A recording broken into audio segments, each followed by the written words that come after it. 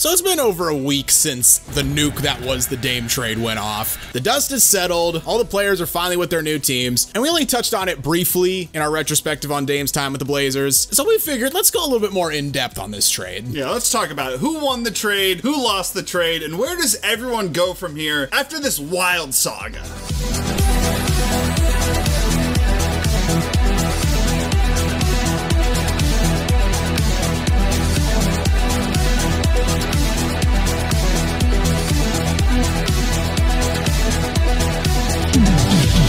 Before we start talking about this Dame trade, if you haven't already, make sure you leave this video a like, give us a subscribe, and hit that notification bell so you never miss out on one of our videos.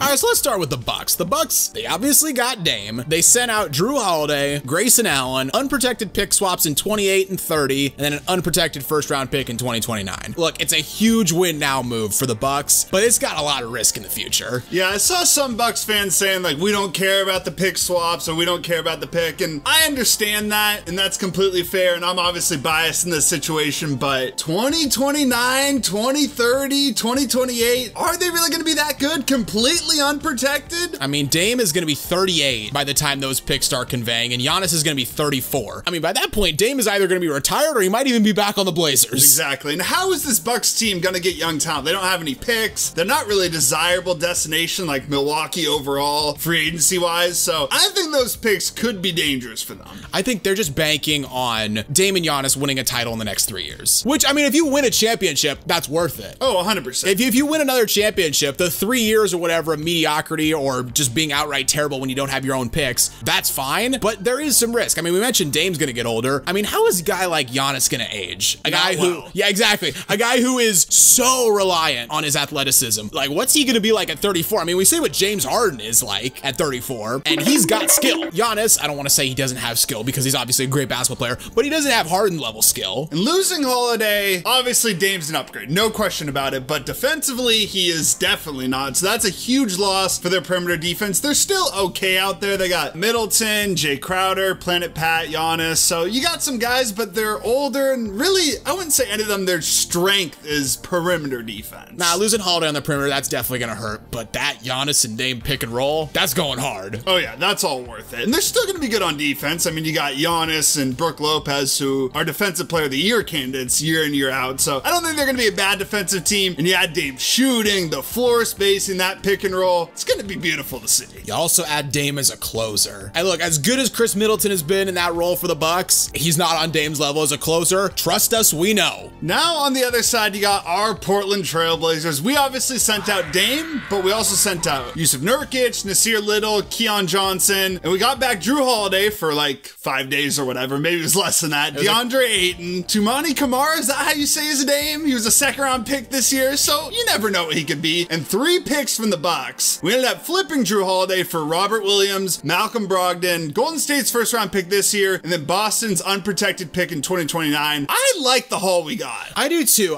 Grading it's a little difficult. Like, obviously we're Blazer fans, so we're gonna be a little bit biased. Like, the immediate reaction is to say the Blazers lost the trade because they lost a superstar, and rarely teams that lose a superstar get back equal value. And just in a vacuum, I would say the Blazers didn't get equal value. But look, as fans of the team, I'm pretty happy with what we got. We got back DeAndre Ayton, who despite his reputation in Phoenix, he's still good for 18 points and 10 boards a game. We got back Robert Williams, who's an awesome defensive big, even if he does have injury concerns. We got back Brogdon, who's kind of just a poor man's Holiday. He can either be a valuable backup or we can flip him for even more assets. We get the Warriors pick for this upcoming draft, which means we have even more reasons to root against them. And we get a Boston pick in 2029. And look, with the way player empowerment and player movement is in the NBA, who knows what the Celtics are going to be by then? Think about our team like 2 years ago. We had Dame on that Supermax. We had CJ signed to that big contract. We had Norman Powell playing small forward for us. We had Robert Covington. We had Nurk. And now you transition to today. We got Scoot. We got Shaden, Anthony Simons, Robert Williams, DeAndre Ayton, some assets. Like, we're just a way more exciting team with a promising future now. And while losing Dame is, look, it's devastating for us, for the city, for everyone. Like, it sucks. We could slide Scoot right into his spot. Obviously, it hurts to lose Dame, but the fact that we have Scoot, we have someone to replace Dame, someone who we think can fill his shoes. Now, look, Scoot's not gonna be better than Dame right away, and it's not fair to him to expect that, but I'm psyched about what we got. Oh yeah, I'm so excited for this season, next season. I think we got a very promising future.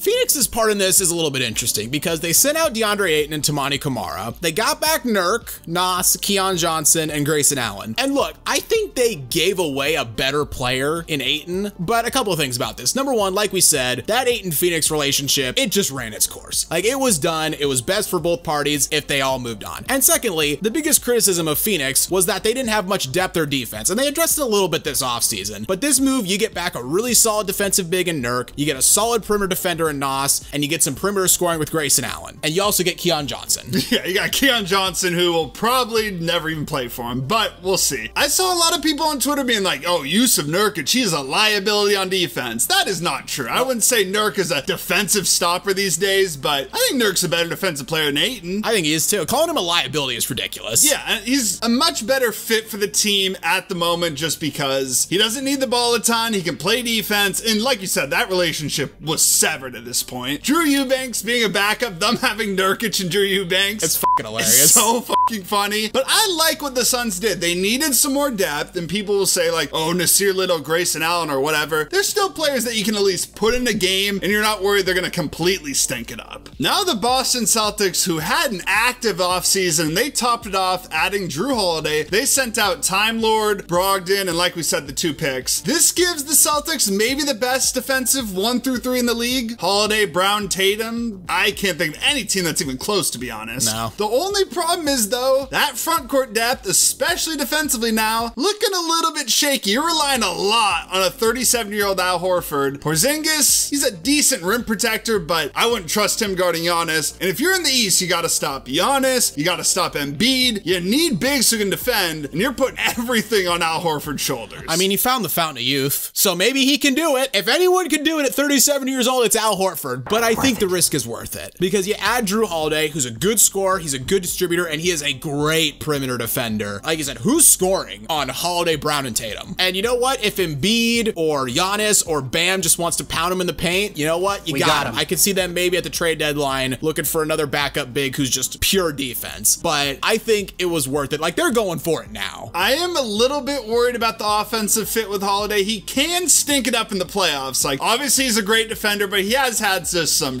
in the playoffs, and they kind of replaced Marcus Smart because they wanted more shooting, more spacing, so I'm a little bit worried about that. But with Porzingis, maybe that adds the spacing. I don't know. It's going to be interesting to see. And the Miami Heat. Oh boy.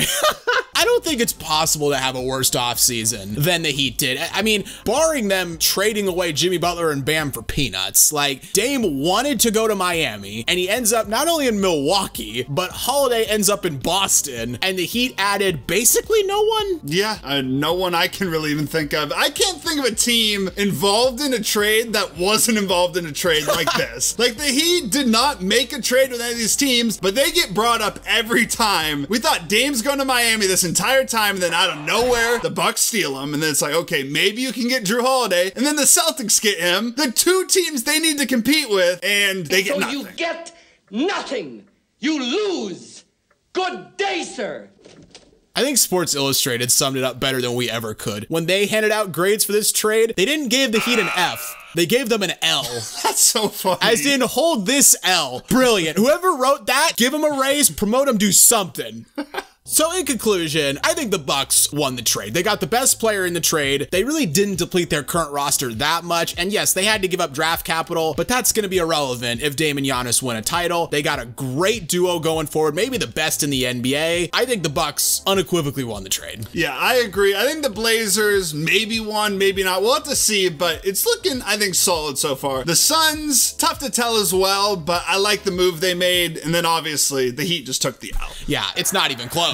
I mean, Miami fans, be upset if you want. Tyler Hero and 2 firsts is not worth what the Blazers got for Dame. I mean, nobody wants Tyler Hero. I'm sorry. It's just, it's what it is. I mean, Hero's a good player. I don't want to act like he's a bum, but he's the least valuable type of good player. And we've seen this around the league. Like, the Blazers were shopping Ant forever. Could never get anything for him. The Warriors had to give up a first-round pick to get rid of Jordan Poole. Like, that archetype of a player just isn't that valuable. It's not. You find those every year in the draft. It's not that hard. It's hard to find guys who can defend, and it's hard to find 3-and-D players, but scoring guards, they're a dime a dozen. That's the video, guys. Who do you think won the Dame trade? I'd love to hear what you have to say in the comments down below. If you enjoyed the video, consider leaving it a like, as it really does help us out. And while you're here, why not check out some of our other videos as well? And don't forget to subscribe to Synthetic Sports.